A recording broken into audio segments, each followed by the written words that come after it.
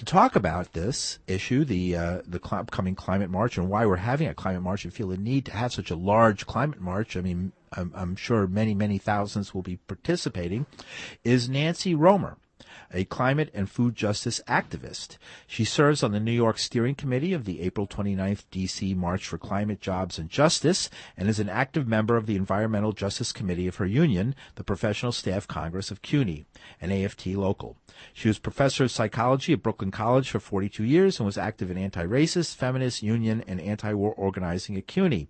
She was a founder of the Brooklyn Food Coalition and has traveled extensively and written about peasant and agricultural movements in South America, Central America, and the Indian subcontinent. She is one of the organizers of the Food and Farm Justice Hub of the April 29th March for Climate, Jobs, and Justice. Welcome to Trump Watch, Nancy Romer, and glad to have you on. Thank you so much for having me. Yes, let's begin by why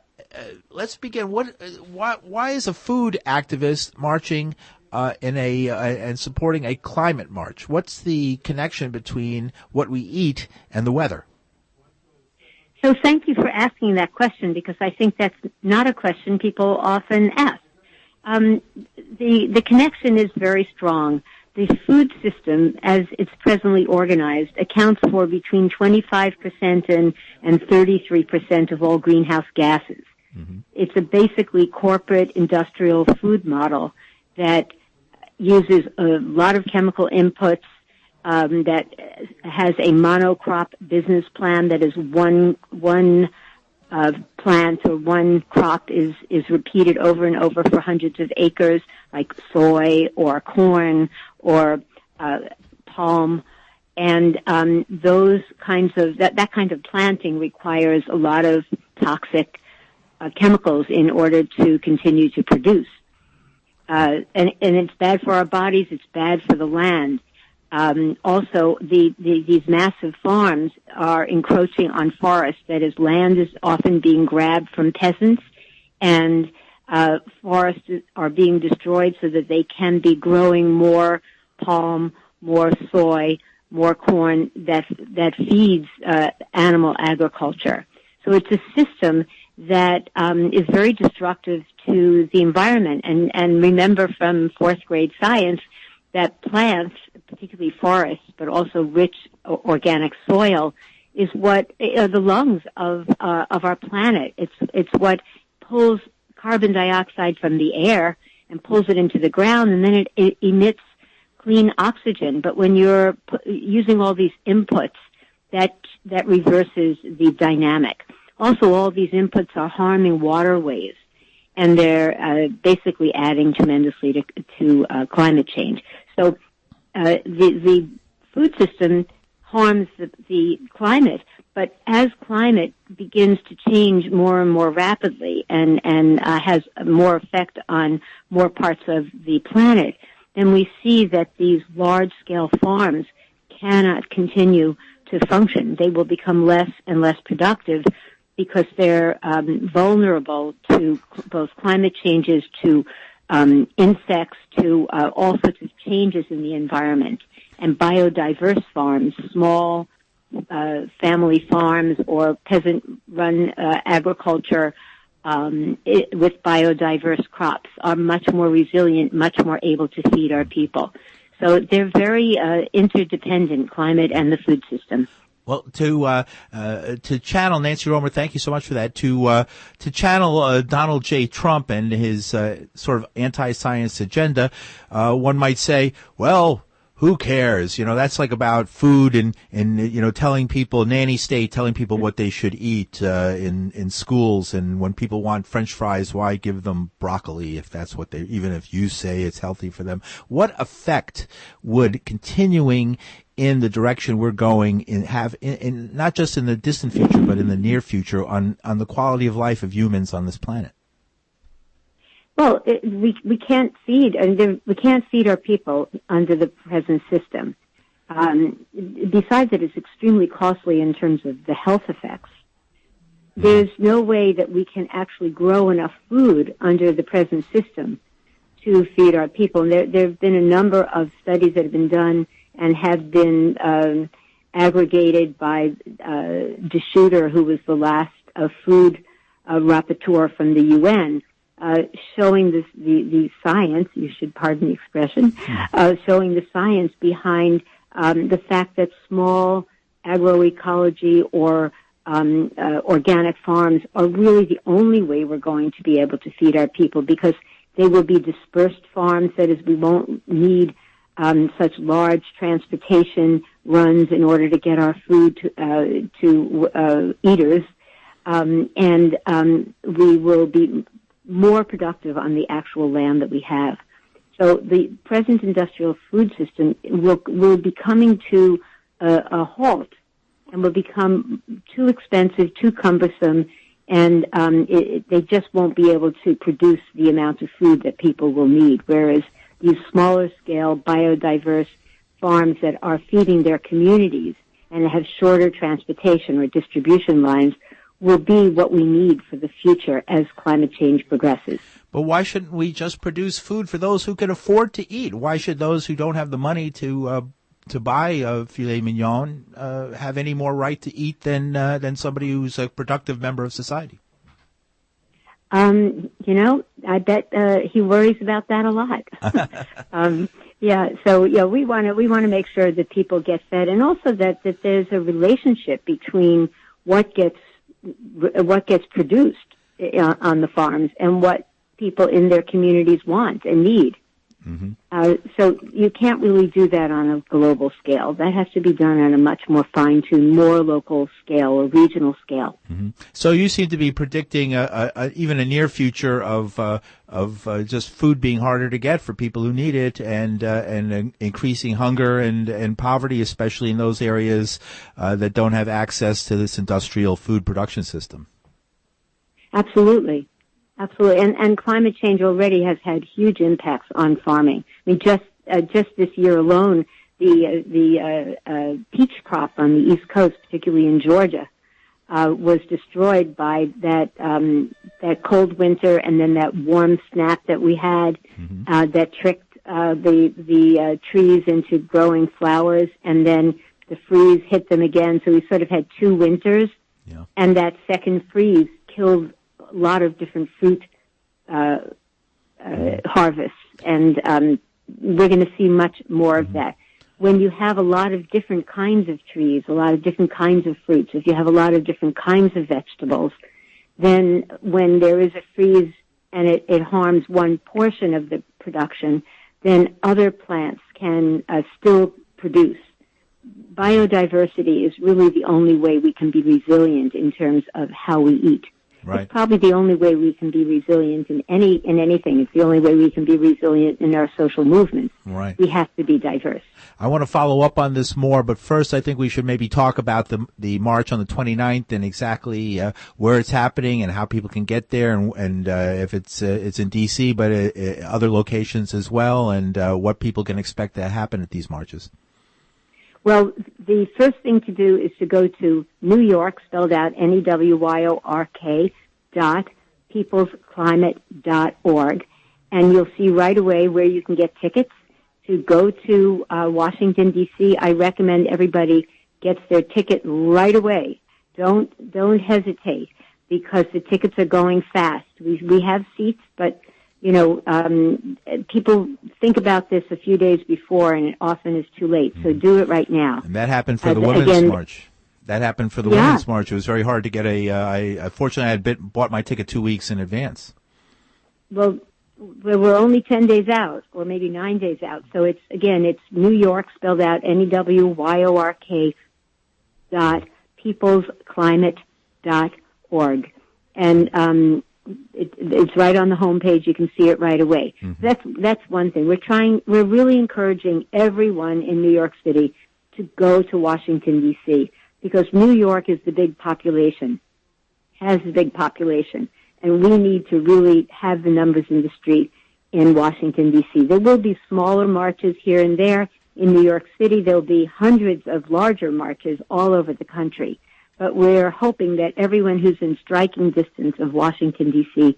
will come to the Capitol to surround the White House, which is our plan, and to be part of a massive march that says we want to see not only an end or a mitigation, you can't end climate change, but in mitigation, a slowing down of climate change.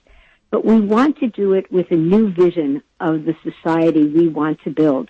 It's not going to be enough to try to slow down the process of climate change. We won't be able to slow down the process of climate change unless we have a mass movement that is absolutely demanding that. And in the last march, we said to change everything, it takes everyone, right? Mm-hmm. And that's true. It still takes everyone to change everything.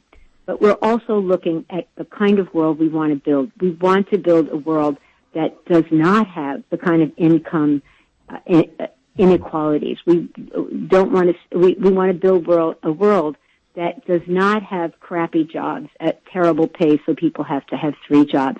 We want to make sure that the many, many jobs that will come out of this transformation to minimize climate change produces great jobs. So, for example, there are all these different industries that have to be advanced in renewable energy: wind, solar, geothermal, wave technology, and there will probably be many, many more that will be developed.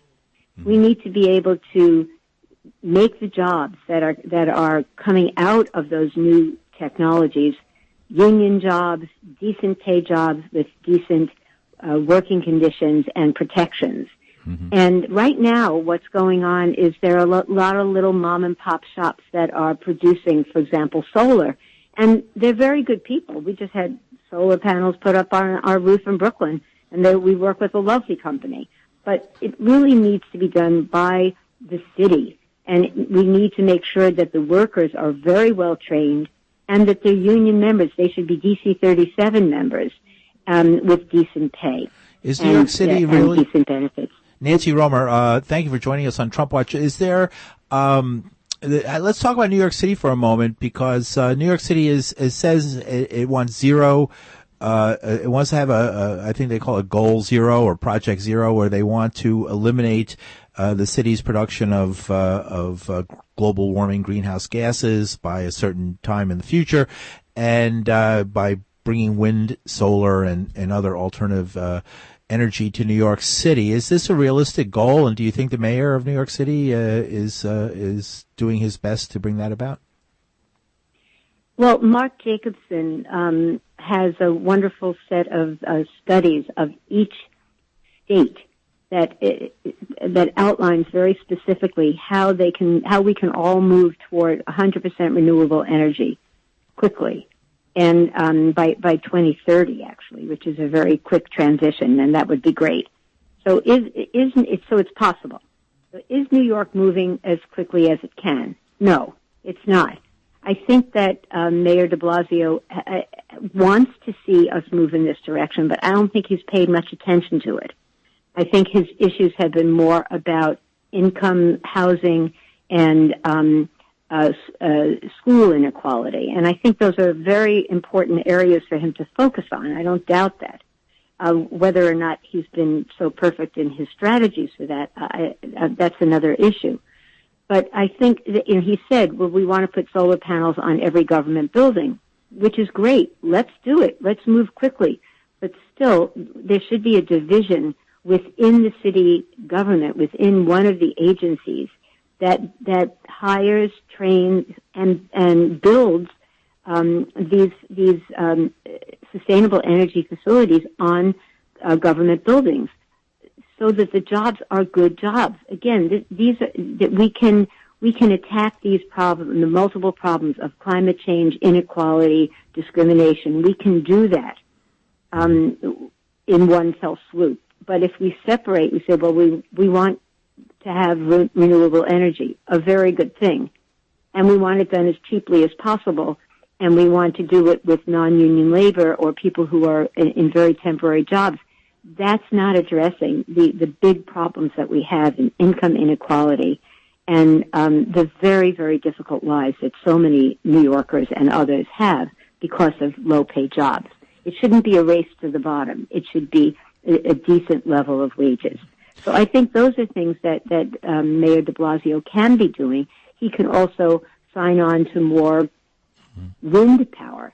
We're right on the Atlantic Ocean. We should be having wind turbines everywhere and generating a huge amount of electricity. We're not doing that.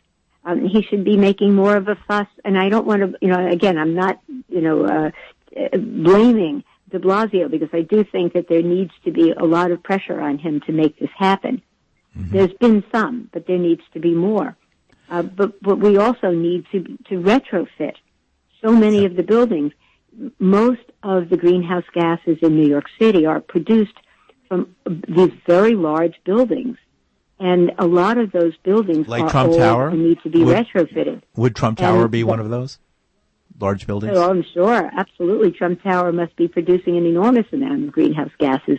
Oh, but we could be taking people I can take that. The most, You're making me laugh. That's actually quite humorous. Yeah, it would be wonderful, right? Yes, to look at the numbers of right. that. But I'm thinking of our president releasing a lot of hot gases into the environment, but that's another.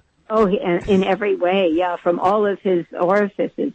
Yes. But, if we took some of the people that were most harmed by a superstorm Sandy, in the Rockaways on Staten Island, on the Lower East Side in Coney Island, and if we took some of those communities and recruited some of the people who need jobs in those communities, and all those communities are low-income communities that need jobs, right? And we trained them to retrofit the buildings, we would have enormous savings and give people decent livelihoods that they need so badly. So that's really why we're calling this the March for Climate, Jobs, and Justice. Yeah, I was going to ask that. We have a new vision. Mm-hmm. Go ahead. Yeah, that's what I wanted to ask you about. Just to say again yes. that it's April 29th, Saturday, April 29th in Washington, D.C., and if you want to get a ticket to go on the bus with thousands and thousands of other New Yorkers, and the buses are leaving from everywhere in New York City, go to New York, spelled out NEWYORK, peoplesclimate.org. Yes, and now I remember was it last year or the year before? There was a wonderful march in New York I went to. Many people were there, totally filling up the avenues of New York. I think Fifth Avenue, maybe Sixth Avenue, and it seemed like there was hundreds of thousands of people here in New York City.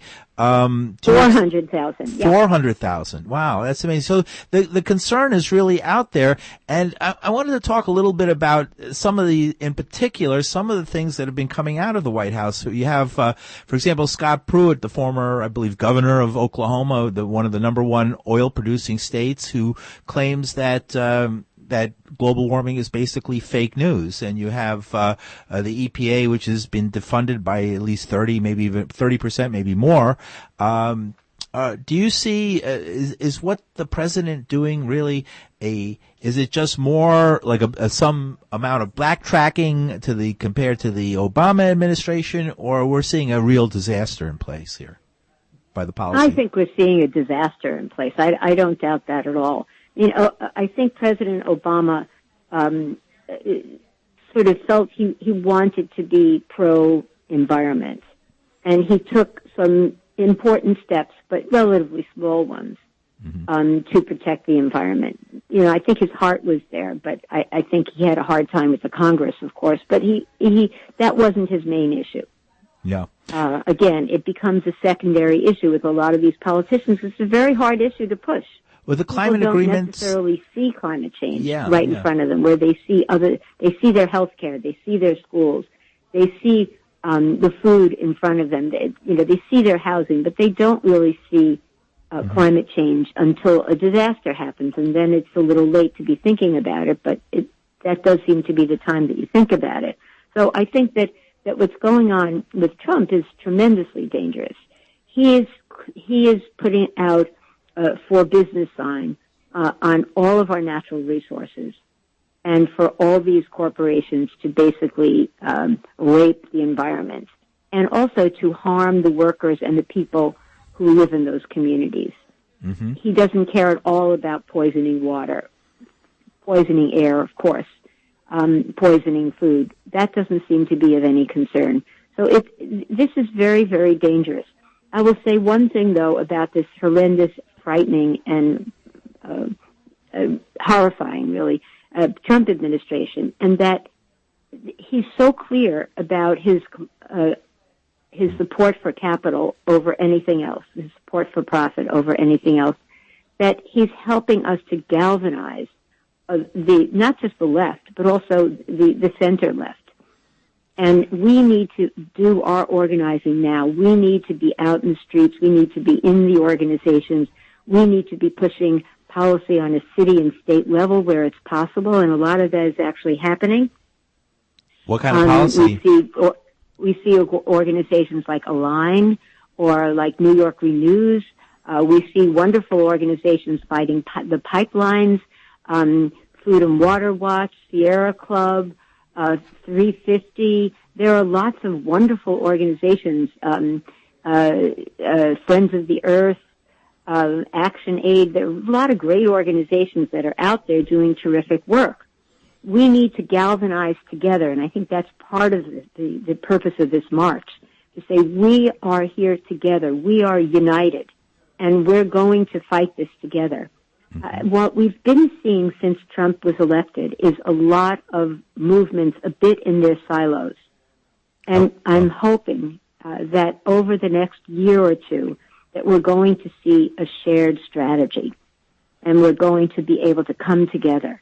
Right. And that really is the core idea behind the March for Climate, Jobs, and Justice. We have to link these issues and these movements together. We need a new vision of the world we want. This is something that Naomi Klein, and This Changes Everything, that Naomi Klein talks about. We can't just make little changes here and there. It's not going to be enough. We need to have a new vision and a new society. Can any change be made as long as Donald Trump is president? And is it good enough to wait 2 years and hope that the Democrats, number one, win the election, and number two, follow through on their promises, which, as we've said, they often put this on the back burner no matter how much they talk about it. And what I'm getting at is do we need to get a movement to drive this guy out of power as soon as possible before he establishes? Well, we do, and I think there is a movement to drive him out of power. But I also think that we need to be pushing our mayors and our governors. That's where, if Trump stays in office, that's where we'll see the change. There's a really important environmental bill in the New York State Congress. In the New York State Legislature that we're hoping will pass. There are city council resolutions. There are a lot of changes that can happen in New York City and New York State. California is leading the way as always. We see Oregon and Washington. Some of the Massachusetts legislation is moving forward. We're seeing changes, and perhaps the states are going to move forward and the cities are going to move forward because they see that Trump is going to harm the planet so dramatically that we must do something quickly, more locally, in order to counteract the effects of the Trump administration. I cannot imagine that Trump would continue for more than 4 years, and I can't really imagine that he'll continue for more than 4 months, given all of the scandals. And Republicans are beginning to peel back away because they realize how toxic Trump is. Right. Although I always fear we have a minute left. I don't know what we can do about that. We can. This is an interesting area, but we only have a minute left, and I'd like to go into the whole issue of Trump and his playbook, which seems to be right out of Mussolini or something along those lines. He seems like a fascist in the making to me. I agree. Right, and people have to be really afraid of him becoming established and legitimized. We have half a minute. Nancy Romer, standing of the steering committee of the Climate March, April 29, 2017. What do you like to say in the last 30 seconds? Get on our website, New York, spelled out, NEWYORK.peoplesclimate.org. Get a bus ticket. Come with us to Washington, D.C. Surround the White House. Be part of a vital movement that has a new vision for a new world. Thank you very much for joining us on Trump Watch with Paul DiRienzo and myself. And you can get in touch with me at Twitter at PDiRienzo, PDERIENZO, or nofascistusa.blogspot.com. And I'll see you next week.